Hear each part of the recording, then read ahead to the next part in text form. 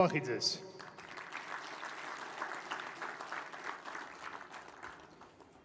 ვიესალმები საქართველოს პრეზიდენტს, სრულიად საქართველოს კათოლიკოს პატრიარქს, უწმინდესთა უნეტარესშიო მესამეს, საქართველოს პარლამენტის თავმჯდომარეს, საქართველოს თავდაცვის მინისტრს, საქართველოს თავდაცვის ძალების მეთაურს, დედაქალაქის მერს, მინისტრებსა და პარლამენტარებს, კონსტიტუციური ორგანოებისა და ავტონომიური რესპუბლიკების ხელმძღვანელებს, დიპლომატიური კორპუსის წარმომადგენლებს, სამხედროებს, მოგესალმებით წვევამდელებს, რომლებსაც დღეს საზეიმოდ დადეთ ფიცი სამშობლოს წინაშე. მოგესალმებით ძვირფასო, თანამოქალაქეებო, საზღვარგარეთ ცხოვრებო ჩვენო თანამემამულეებო, ქალბატონებო და ბატონებო. მივესალმები ოკუპირებულ ტერიტორიებზე ცხოვრებ ქართველებს, აფხაზებსა და ოსებს. გილოცავთ საქართველოს სახელმწიფოებრივი დამოუკიდებლობის დღეს. დღეს ჩვენ განსაკუთრებულ თარიღს აღნიშნავთ.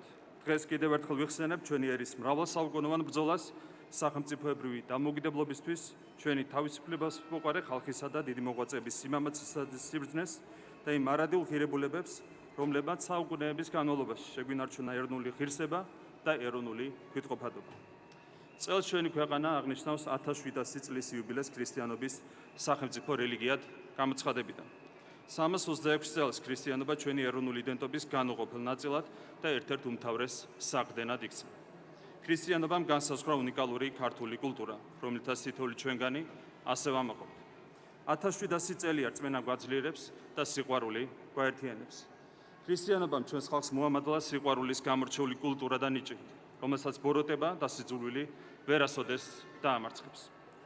ამ 17 საუკუნის მანძილზე ჩვენ გარშემო იმპერიები ქრებოდა, საქართველომ კი დღემდე შეინარჩუნა ეროვნული თვითყოფადობა და დამოუკიდებლობა.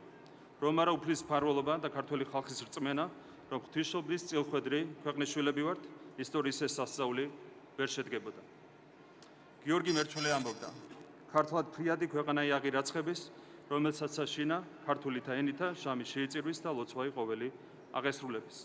საქართველოს ეროვნული იდენტობის ეს ფორმულა ილია ჭავჭავაძემ, წმინდა ილია მართალმა სამი სიტყვით გამოხატა: მამული, ენა, სარწმუნოება.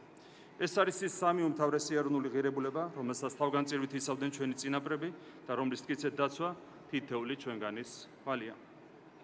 დღეს, როდესაც ჩვენი ქვეყნის ქრისტიანულ ტრადიციებზე სიამაყით საუბრობთ, უდიდესი მადლიერება უნდა გამოხატოთ ჩვენი სულიერი მამის, უწმინდესი და უნეტარესი კათოლიკოს პატრიარქის ილია მეორის მიმართ, რომელმაც საქართველოს მართლმადიდებელი ეკლესია აღორძინა და რომელმაც ჩვენს დედა ეკლესიას ავტოკეფალი აღუდგინა.